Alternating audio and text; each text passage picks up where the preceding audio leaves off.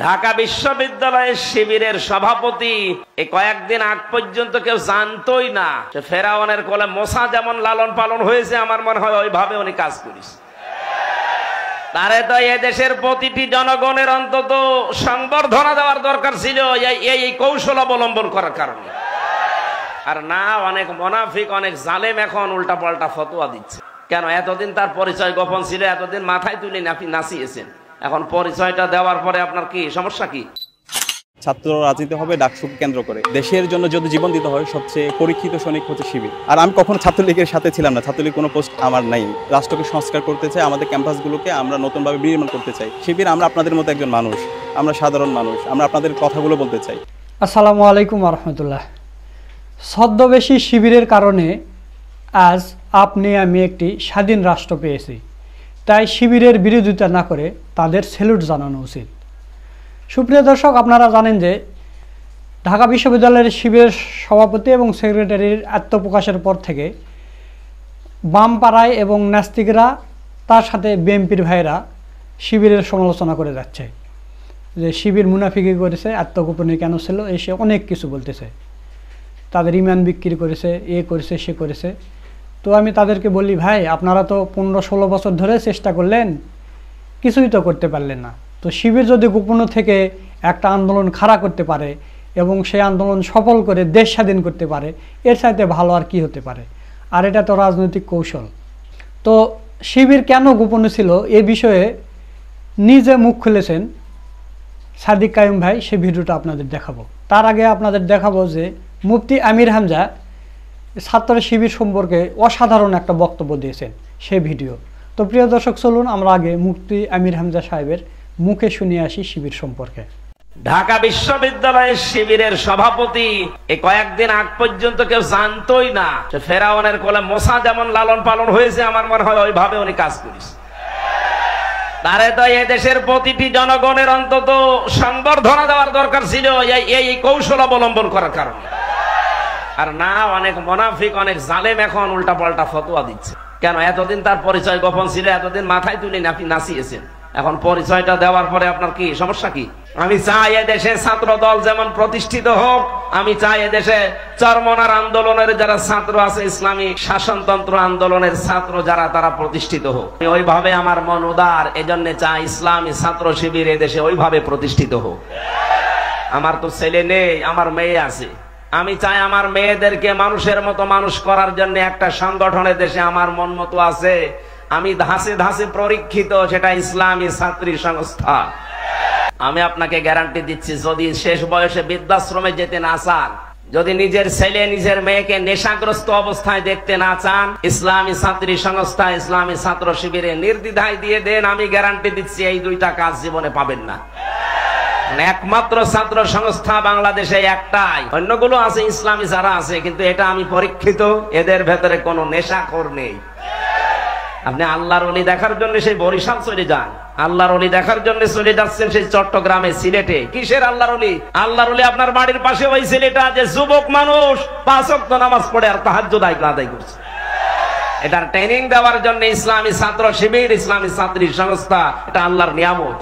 আমি আবার বলছি, ছেলে আল্লাহ আমাকে দেয়নি, দুইটাই মেয়ে, দুইটাকে এরকম জায়গায় ভর্তি করে দেব। আমার জীবনের কোনো চিন্তা থাকবে না যে তাদের নিয়ে, কারণ ওইভাবেই তারা ধাসে ধাসে গড়ে তুলবে। 5 ওয়াক্ত নামাজ পড়লে রিপোর্ট লেখা লাগে যে আমি 5 ওয়াক্ত নামাজ পড়েছি।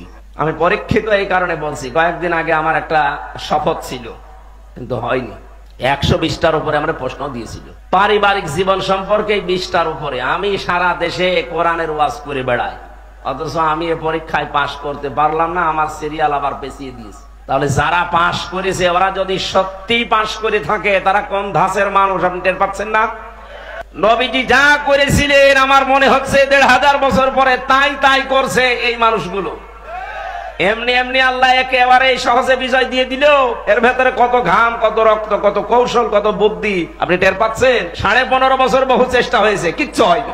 জালেম আরো তার বৃদ্ধি বাড়িয়েছে। কথা বলেন। বিশ্ব নবী জানালেন, তোমরা পায়খানা কম বানাবা আর চোলা বেশি বানাবা। ওই সময় আবু জেহেল তো আগেই মারা গেছে বদরে। মক্কা বিজয়ের সময় বেঁচে ছিল, কাফেরদের যে নেতৃত্বে ছিল এই লোকটার নাম আবু সুফিয়ান। খুব কৌশল বস্তু। রাতের বেলা গোয়েন্দাদেরকে 4 জনকে পাঠিয়েছে, যা তো দেখ মোহাম্মদ এসেছে নাকি মক্কা বিজয় করার জন্য, লোকজন কেমন আছে এটা একটু দেখে আয়। ওরা রাতের বেলা একটু হাফসা হাফসা দেখে, পাহাড়ের পাদদেশ থেকে তাকিয়ে দেখছে মানুষ আর কয়জন তো জানে না তাঁবুর ভেতরে, শুধু চুলা গুনতেছে। রান্নাঘর 1 2 3 4, মানে এক একজন মানুষ বানিয়েছে 8টা 10টা করে। 10,000 মানুষ যদি 5টা করেও বানায়, বলেন কত? এই 50,000 গুনতে গুনতে ওদের রাত হয়ে গেছে, রাত 12টা 1টা।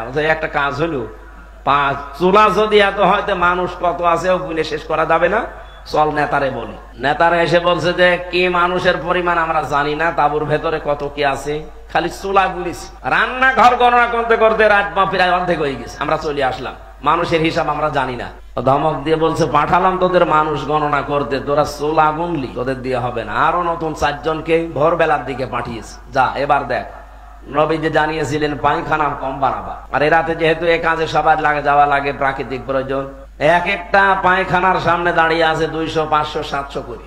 ওরা গণনা করছে লাইন, 4-5 লাইন গণনার পরে চিন্তা করছে এ তো কয়েক হাজার হয়ে গেল, তাঁবুর ভেতরে যে কত আছে ও আল্লাহ জানে, দরকার নেই। যে বলছে কত মানুষ আছে গণনা করতে পারেনি, কিন্তু পায়খানার সামনে যে লাইন, 4-5 লাইন গণার পরে আমাদের আর সহ্য হয়নি, চলে এসেছি।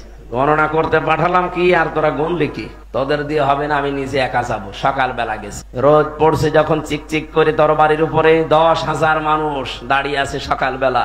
হযরতে আব্বাস রাদিয়াল্লাহু তাআলা আনহু আসছিলেন এই দৃশ্য দেখার জন্য। পাহাড়ের পাদদেশে দাঁড়িয়ে আবু সুফিয়ান তাকিয়ে দৃশ্য দেখে হযরতে আব্বাসকে দেখতে পেলেন। বললেন, আব্বাস, মনে হচ্ছে তোমার ভাইয়ের ছেলে ভাতিজা আজ বিশাল বাদশা হয়ে গেছে। তার মশান কি 10,000 তরবারি নিয়ে একা একা গিয়েছিল, অথচ আজকে এসেছে 10,000 মানুষ নিয়ে। হযরতে আব্বাস ওই দিন বলেছিলেন, আবু সুফিয়ান তোমার চোখ তোমাকে ধোকা দিচ্ছে, ভালো করে চোখ মলন করে আবার একটু তাকিয়ে দেখো, এর নাম বাদশাহী না, এর নাম নবুয়ত। নবুয়তের শান আছে, এই জন্য তুমি এখনো দাঁড়িয়ে আছো। নবুয়ত যদি না হতো তাহলে তোমার মতো কাফের এই জায়গায় কল্লা নিয়ে বডির উপরে দাঁড়িয়ে থাকতে পারতে না। আগস্টের 5-এর পরে যারা ইসলাম বোঝেন না তারা কিন্তু উল্টাপাল্টা শুরু করেছিলেন, কিন্তু সত্যি যারা ইসলাম বোঝে 152 জনের ভেতরে 108 জন যারা তাকান তো, তারাও ঠিক এইটাই কায়েম করেছে। দর্শক, আপনারা মুফতি আমির হামজার ভিডিওটা দেখলেন, তো আপনাদের অতি দুঃখের সাথে একটা দুঃসংবাদ জানাতে চাই। সেটা হলো যে মুফতি আমির হামজা এখন অসুস্থ। তিনি রংপুরের তারাগঞ্জে মাহফিলে কথা বলা অবস্থায় অসুস্থ হয়েছেন। তিনি কাউকে চিনতে পারছেন না। না, আমার তো স্বাভাবিক অবস্থান নেই, আমি আমার কন্ট্রোলের বাইরে, কিছু বুঝতে পারছি না। এরকম তো হয় না, কাউকে চিনতে পারছি না, কাউকে চিনতেও পারছি না, কি বলছে নিজেও জানি না। স্বাভাবিক না হলে তো তাফসীর করব কি দিয়ে। জোহরের পর থেকে অসুস্থ হয়ে পড়েছি, আমার শরীরের উপরে কন্ট্রোল নেই, আমি মনে হচ্ছে সৈন্যের উপরে ভেসে বেড়াচ্ছি, ঝাপসা ঝাপসা দেখা যাচ্ছে। এই 11টার দিকে এক ডাক্তার দেখিয়েছিলাম, ঔষধের ডোজ মনে হয় রিয়াক্ট করেছে। এরকম তো হয় না, আমি কাউকে চিনতে পারছি না, কাউকে চিনতেও পারছি না, কি বলছে নিজেও জানি না। আল্লাহ ভাইকে দ্রুত সুস্থ করে দিন।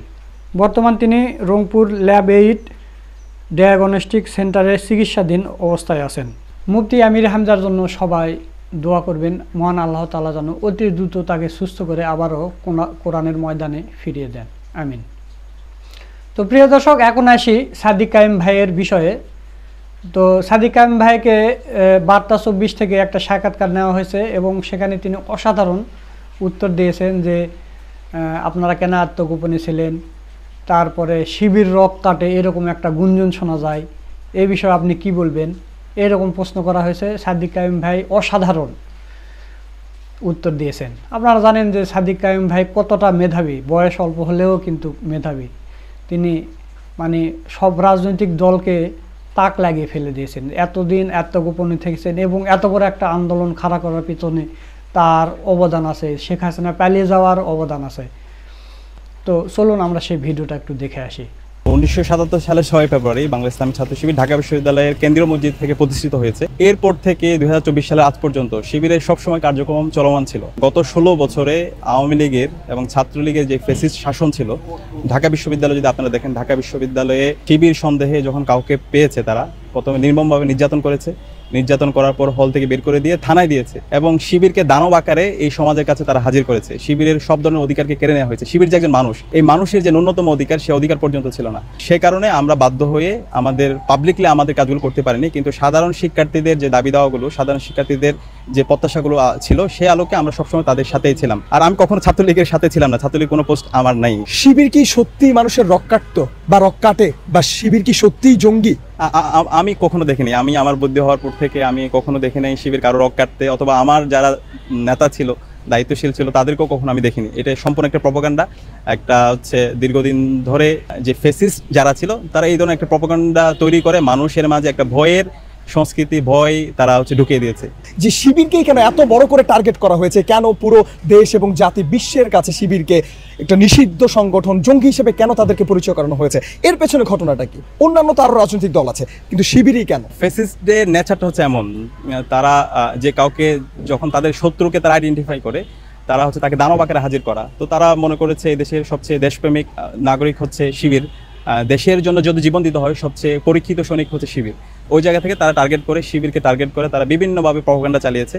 ওই জায়গা থেকে তারা শিবির ব্যাপারে এই ধরনের নেগেটিভিটিগুলো ছড়িয়েছে। তো আমরা ছাত্র সমাজে, দেশের ছাত্র জনতা, তারা তাদের কাছে এগুলো হাসির পাত্র হয়ে গেছে। শিবির যে জঙ্গি, শিবির রক্কাটা, অথবা শিবিরের ব্যাপারে যে বিভিন্ন ধরনের নেগেটিভিটি আছে, আমরা এই দেশের ছাত্র জনতার কাছে বলতে চাই, শিবির আমরা আপনাদের মতো একজন মানুষ, আমরা সাধারণ মানুষ, আমরা আপনাদের কথাগুলো বলতে চাই।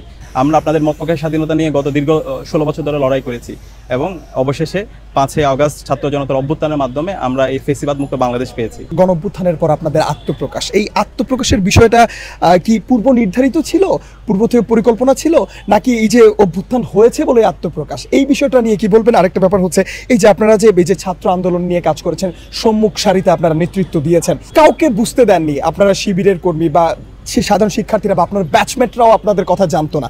এই বিষয়টা আসলে কিভাবে নিয়ন্ত্রণ করেছেন, ভেতরে আসলে কিভাবে রেখেছেন? আচ্ছা, এই যে অভ্যুত্থান, ছাত্র জনতার অভ্যুত্থান, এটা ছিল এদেশের আপামর জনসাধারণের এবং ছাত্র সমাজের। এখানে আমরা কেউ পরিচয় নিয়ে যাই নাই। আমাদের প্রথমত টার্গেট ছিল কোটা সংস্কার করা, দ্বিতীয়ত টার্গেট ছিল ফেসিবাদ মুক্ত বাংলাদেশ গঠন করা। এখানে যদি আমি আমার শিবির পরিচয় নিয়ে যাই, কেউ যদি হচ্ছে তার দলীয় এজেন্ডা নিয়ে যায়, তাহলে এই অভ্যুত্থানটা নাও হইতে পারতো এবং ওই সময়ে বিভিন্ন ধরনের বিভাজন হতে পারতো। ওই বিভাজন এবং সামগ্রিকতার কথা চিন্তা করে আমরা আমাদের পরিচয়টা সামনে নিয়ে আসিনি। আর ফার্স্ট ইয়ার থেকে আমি এই ক্যাম্পাসে আছি। আমার এক বন্ধু বলেছে সে আমাকে চিনে না, কিন্তু এরকম হাজারো বন্ধু আছে যারা আমাকে শিবির নামে চিনে। আমি পাবলিকলি এরকম ফেসবুকে অথবা সোশ্যাল মিডিয়ায় ঘোষণা দিই নাই, কিন্তু আমাকে চিনতো। আমি আমার ডিপার্টমেন্টে আমার বন্ধু বান্ধবরা চিনতো, আমার হলে অনেকেই চিনতো, আবার অনেকেই চিনতো না। কিন্তু আমি যে বাস্তবতার কথা বলেছি, গত 16 বছরে যে জুলুমতন্ত্র কায়েম করা হয়েছে শিবির সন্দেহে, অথবা শিবিরের কাউকে পেলে তাকে হচ্ছে মারা যায় ছিল, এবং এই মারার পরেও কেউ কথা বলতো না। এটা নিয়ে তো আমাদের কোয়েশ্চেন করা দরকার, কেন শিবির তো একজন মানুষ। গত 16 বছর ধরে যে শিবিরকে যে মারা হচ্ছে, এটা নিয়ে কেন আমি কথা বলবো না? শিবির সন্দেহে মারলে মোটামুটি অনেকে কথা বলছে, কিন্তু শিবিরের উপর যখন কেউ শিবির এটা প্রমাণিত হওয়ার পর তারা মারছে, এটা নিয়ে কেউ কথা বলতেছে না। এটা কেমন মানবাধিকার? তো এই জায়গা থেকে এই বাস্তবতাগুলোর কথা মাথায় রেখে আমরা এই জনপরিসরে পাবলিকলি কথা বলতে পারি নাই। কিন্তু এই 24-এর অভ্যুত্থানের ফলে শহীদদের আত্মত্যাগের মাধ্যমে এই আমাদের কথা বলার পরিবেশটা এখন হয়েছে এবং দেশের আপামর জনসাধারণ এখন মন খুলে তারা কথা বলতে পারছে। গোয়েন্দা সংস্থার লোকদের সাথে আপনাদের তুলনা করা হচ্ছে। শিবির যারা করতো বা যারা আত্মপ্রকাশ করেছে, তারা তো গোয়েন্দা সংস্থার এজেন্টদের কেউ ছাড়িয়ে গেছে। এই যে বিষয়টা, সাধারণ মানুষ ফেসবুকে, সামাজিক যোগাযোগ মাধ্যমে স্ক্রল করলেই দেখা যাচ্ছে শিবিরের কোনো বিষয় আত্মপ্রকাশ। তো এই যে বিষয়টা, উচ্ছ্বাস, সেখানে পজিটিভিটি আছে, সেখানে নেগেটিভিটি আছে। এই বিষয়টা নিয়ে সাধারণের উদ্দেশ্যে কি বার্তা দেওয়ার থাকবে? বাংলাদেশের আপামর ছাত্র জনতাকে আহ্বান করব, আমরা আপনাদের মতোই মানুষ। আমাদেরকেও তো বেশি হাইপেও নেওয়ার দরকার নাই, আবার বেশি হচ্ছে নিচেও দেখার দরকার নাই। আমরা সাধারণ মানুষ, আমরা আপনাদের সাথে বসতে চাই, আমাদের কথাগুলো বলতে চাই। আর আমরা এই দেশের এই মানুষ, এই দেশের জন্য কাজ করতে চাই, এই দেশের জন্য জীবন দিতে চাই। দর্শক, আপনারা সাদিক কাইয়ুম ভাইয়ের কথাগুলো শুনলেন। তার কথাগুলো আপনাদের কাছে কেমন লেগেছে তা অবশ্যই কমেন্ট করে জানিয়ে দেবেন। এখন আসি সেক্রেটারির বিষয়ে। আমি আগের ভিডিওতে বলেছি যে ঢাকা বিশ্ববিদ্যালয়ের শিবিরের সেক্রেটারির নাম SM ফরহাদ, এবং এই একই নামে আরেকজনও ছাত্রলীগের নেতা আছে। তো এখন দেখা যাচ্ছে যে এই বামপাড়ার লোকেরা, নাস্তিকরা এবং বিএনপির ভাইয়েরা ওই ছাত্রলীগের ফরহাদকে জড়িয়ে এই ফরহাদকে নাম বসিয়ে দিয়ে মানে যেহেতু হুবহু নাম, এখন শিবিরের নামে প্রোপাগান্ডা চালাচ্ছে। তো এই বিষয় নিয়ে আমি আপনাদের হুবহু দুইজনের আইডি থেকে দেখে দিয়েছিলাম আগের ভিডিওতে। তো এটা নিয়ে এটিএন নিউজ আবার একটা প্রতিবেদন করেছে, চলুন সেটা একটু দেখি। এখন এটা জাতীয় গণমাধ্যম প্রতিবেদন করেছে, এটা তো আর অবিশ্বাস করবেন না, দরকার আপনারা যাচাই বাছাই করবেন। তো চলুন আমরা ভিডিওর একটু অংশ দেখে আসি। এস এম ফরহাদ ঢাবি ছাত্র শিবিরের সাধারণ সম্পাদক। তিনি ঢাকা বিশ্ববিদ্যালয়ের সমাজ কল্যাণ ও গবেষণা ইনস্টিটিউটের 2017-18 সেশনের ও কবি জসিমউদ্দিন হলের আবাসিক শিক্ষার্থী। ফরহাদ 2022-23 সেশনে জসিমউদ্দিন হল ডিবেটিং ক্লাবের সভাপতিও ছিলেন। এছাড়া এস এম ফরহাদ ঢাকা বিশ্ববিদ্যালয়ে অধ্যয়নরত পার্বত্য চট্টগ্রামের শিক্ষার্থীদের সংগঠন পার্বত্য চট্টগ্রাম ছাত্র সংসদের সভাপতি হিসেবেও দায়িত্ব পালন করছেন। এদিকে ঢাকা বিশ্ববিদ্যালয়ের শিবিরের সেক্রেটারির পরিচয় প্রকাশ্যে আসার পর জসিমউদ্দিন হল ছাত্রলীগের সহসভাপতি এস এম ফরহাদ হোসেন এবং ছাত্র শিবিরের ঢাবি সেক্রেটারি এস এম ফরহাদ একই ব্যক্তি বলে দাবি করে ফেসবুকে স্ট্যাটাস দেন কেউ কেউ। তবে ঢাবি শিবির সেক্রেটারি ফরহাদ আর হল ছাত্রলীগের ফরহাদ এক নন বলে জানিয়েছে শাখা শিবিরের একটি সূত্র। সেই সাথে ছাত্রলীগ নেতা এস এম ফরহাদ হোসেন নিজেই ফেসবুকে এক পোস্টে বিষয়টি নিশ্চিত করেছেন। পোস্টে তিনি লেখেন, আমাকে অনেকেই ঢাবি শিবিরের সেক্রেটারি হিসেবে পরিচয় করিয়ে দিচ্ছেন বা মেনশন দিচ্ছেন। যেহেতু আমার নামের সাথে আমার ছোট ভাই এস এম ফরহাদ এর নামের মিল আছে, তাই অনেকেই কনফিউশনে আছেন। সেজন্য আমার অবস্থান ক্লিয়ার করছে। আমার নাম S M Farhad Hossain, session 2016-17, বিভাগ ফার্সি ভাষা ও সাহিত্য, বাড়ি সাতক্ষীরা। আর আমার হলের ছোট ভাইয়ের নাম এস এম ফরহাদ, সেশন 2017-18, বিভাগ সমাজ কল্যাণ, বাড়ি চট্টগ্রাম। এস এম ফরহাদ হোসেন আরও লেখেন, ঢাবি শিবিরের সেক্রেটারি আমার হলের ছোট ভাই ফরহাদ, অমায়িক ছেলে সে, হল ডিবেটিং ক্লাবের জুনিয়র। ছোট ভাইয়ের জন্য অনিশেষ শুভকামনা। দর্শক, আপনারা এটিএন নিউজের ভিডিওটা দেখলেন, আশা করছি বিষয়টা পরিষ্কার হয়েছেন। শিবিরের সেক্রেটারি এবং সভাপতি এরা কখনোই ছাত্রলীগে ছিল না, থাকবেও না। তবে নিচের কেউ যদি থাকে অবশ্যই থাকবে, কারণ ছাত্রলীগের ভিতর থেকে তাদের তথ্য সংগ্রহ করতে হবে, তারা কখন কি প্রোগ্রাম করতেছে, সামনেতে তাদের পরিকল্পনা কি, এগুলো অবশ্যই জানতে হবে। তো ছাত্রলীগের কেউ যদি শিবির সেজে শিবিরে ঢুকতে পারে, সেটা তাদের রাজনৈতিক কৌশল, এরকম হতেই পারে। এক দল আর এক দলের ভিতরে ঢুকে যেতেই পারে। শিবিরের সেক্রেটারি সভাপতি এরা ছাত্রলীগে ছিল না, তবে নিচের যারা তারা ছিল, এরকমভাবে আমরা কিছুটা তথ্য পেয়েছি। তো আশা করছি বিষয়টা ক্লিয়ার হয়েছে। তো এখন আমি যে বিষয়টা নিয়ে আলোচনা করব সেটা হলো যে এই আন্দোলন খাড়া করার পিছনে এবং শেখ হাসিনা পালিয়ে যাওয়ার পিছনে এবং দেশ স্বাধীন হওয়ার পিছনে অবদান আছে জামাত শিবিরের। বলতে হয় যে এই আন্দোলনটা খাড়া করেছে পুরোটাই জামাত শিবিরেরাই, একাই আন্দোলনটা খাড়া করছে। এবং এমনভাবে এরা এই দফাগুলো লিখেছে যাতে করে বাংলাদেশের সকল স্তরের মানুষ একত্রিত হতে পারে এবং আন্দোলনে নামতে পারে, রাস্তায় নামতে পারে। এইভাবেই দফাগুলো লেখা হয়েছে। তো প্রিয় দর্শক, এই বিষয় নিয়ে রফিকুল ইসলাম মাদানী, আপনারা জানেন রফিকুল ইসলাম মাদানীকে নিয়ে এখন তুমুল সমালোচনা হচ্ছে, কারণ চরমনাই পীরকে নিয়ে তিনি কথা বলেছেন। চরমনাই পীরকে নিয়ে এর আগে ওইভাবে তিনি কথা বললেননি। কথা বলার কারণ হচ্ছে তিনি ফরিদউদ্দিন মাসুদকে শেল্টার দিচ্ছেন। যে ফরিদউদ্দিন মাসুদ এই হেফাজতের যতগুলো নেতাকর্মীরা জেলে গিয়েছিল সব এই ফরিদউদ্দিন মাসুদের কারণে, এবং জামাত নেতাদের ফাঁসির জন্য সে শাহবাগে গিয়েছিল, শাহবাগের নাস্তিকদের সাথে একাত্মতা প্রকাশ করেছিল, যারা রাসূল সাল্লাল্লাহু আলাইহি ওয়াসাল্লামকে এবং মা আয়েশাকে গালি দিয়েছিল তাদের সাথে একাত্মতা প্রকাশ করেছিল। এই কারণে বাংলাদেশের সকল স্তরে আলেম ওলামারা, হক্কানি আলেম ওলামারা এই ফরিদউদ্দিন মাসুদকে মুনাফিক ট্যাগ দিয়েছিল, আবদুল্লাহ বিন উবাইয়ের উত্তরসূরি ট্যাগ দিয়েছিল। তো তার পক্ষে যখন চরমনাই পীর কথা বলল, তালয় বলল যে তার বিরুদ্ধে কথা বললে তাদের অবস্থা খারাপ করে দেওয়া হবে, থানা ঘেরাও করা হবে, এরকম বলল। তখন রফিকুল ইসলাম মাদানী তার প্রতিবাদ করেছিলেন যে আমি যখন আমাকে রিমান্ডে নেওয়া হয়েছিল তখন আমি হিন্দি ভাষায় কিছু কথা শুনেছিলাম, তো আমি মনে করছি এরা রয়ের লোক। তো পরবর্তীতে নামের লিস্ট চাইছিল, আমি চরমনাই পীরের নাম সর্বপ্রথম দিয়েছি। তো ওই প্রশাসনের লোকেরা চরমনাই পীরের নাম কেটে দেয়। তখন থেকে আমরা বুঝতে পারি যে এই চরমনাই পীর রয়ের এজেন্ট হয়ে এই বাংলাদেশে কাজ করে। এই কারণে তাদের কোনো জেল জুলুম জরিমানা কিছুই হয় না, তাদের কোনো দিন জেলে যাওয়া লাগেনি। এত আলেম ওলামারা জেলে গেছে, চরমনাই কোনো মুরিদ বা চরমনাই পীর কেউ জেলে যায়নি। বরং মামুনুল হক যখন জেলে গেছে তখন চরমনাই পীর সংবাদ সম্মেলন করে বলতেছে যে বঙ্গবন্ধুর পরিবার ইরাক থেকে এসেছে, তারা ইসলাম প্রচার করার জন্য এসেছে, এরকম করে তারা মানে গ্রেপ্তারের হাত থেকে বেঁচে গেছে। তো সেই রফিকুল ইসলাম মাদানী একটা পোস্ট দিয়েছে, আপনি অবাক হয়ে যাবেন যে চরমনাই পীরের মুরিদরা বলে যে রফিকুল ইসলাম মাদানীর রাজনীতি সম্পর্কে কোনো জ্ঞান নেই। তো তিনি যে পোস্টটা করেছেন, এই পোস্টটা আপনাদের পড়ে শোনাবো। আপনারা এটা শুনলে অবাক হয়ে যাবেন যে এই রফিকুল ইসলাম মাদানী সবাইকে তাকে পিচ্চি হুজুর বলে ডাকে, অথচ তার মেধা এই রাজনৈতিক সম্পর্কে তার যে কতটা জ্ঞান রাখে আপনারা শুনলেই বুঝতে পারবেন। তো আপনারা এই পাশে একটা স্ক্রিনশট দেখতে পাচ্ছেন এই পোস্টার, আমি আপনাদের পড়ে একটু শোনাই। রাজনৈতিক দূরদর্শিতার দিক থেকে শেখ হাসিনা অনেক এগিয়ে, এ কথা অনেক শুনেছি, কিন্তু প্রমাণ পাওয়া গেল এখন। সে আগেই বলেছিল এটা ছাত্র আন্দোলন নয়, এটা জামাত শিবির করেছে, তাই জামাতকে নিষিদ্ধ করলো সময় মতো। টাইমিংও ভালো ছিল। এই মুহূর্তে জামাত শিবির নিজেদের পরিচয়ে মাঠে নেমে গেলে শেখ হাসিনার জন্য আন্দোলন থামানো ডাল ভাত ছিল। ছাত্রদেরকে আরামসে জামাত শিবির বলে পিটাতো, আর ছাত্ররাও যে সিম্প্যাথি দেশে এবং বহির্বিশ্বে পেয়েছে সেটা আর পেত না। যাক, জামাত হাসিনাকে অবাক করে আরও এক ধাপ উপরের রাজনৈতিক দূরদর্শিতা দেখেছে, তারা ছাত্রদের সাথে মিশে একাকার হয়ে গেছে। আমি নিজেও সেটা চাচ্ছিলাম। আমার আশেপাশে যারা ছিল তাদের অনেক আগে থেকেই বলেছিলাম যে এই আন্দোলন জামাত করেছে, সেটার অনেকটা হাব ভাব জেলে থাকা অবস্থায় জেনেছিলাম। শুধু আমি না, জেলে অনেকেই জানতো হাসিনার পতন অনিবার্য এবং ইউনূস সাহেবকে প্রধান করে একটি সরকার আসছে, তবে তিনি কতদিন থাকবে সেটা নিয়ে বিরোধী দলগুলো একমতে হতে পারছে না। যে কেউ কথাটা যাচাই বাছাই করার জন্য আমার আশেপাশের ওদের জিজ্ঞেস করতে পারেন, আমি জেল থেকে বের হয়েই কথাগুলো বলেছিলাম। যাই হোক, জামাত এই কাজটা পরিকল্পিতভাবে করেছে এবং এবার তা কৌশলে জিতে গেছে আলহামদুলিল্লাহ।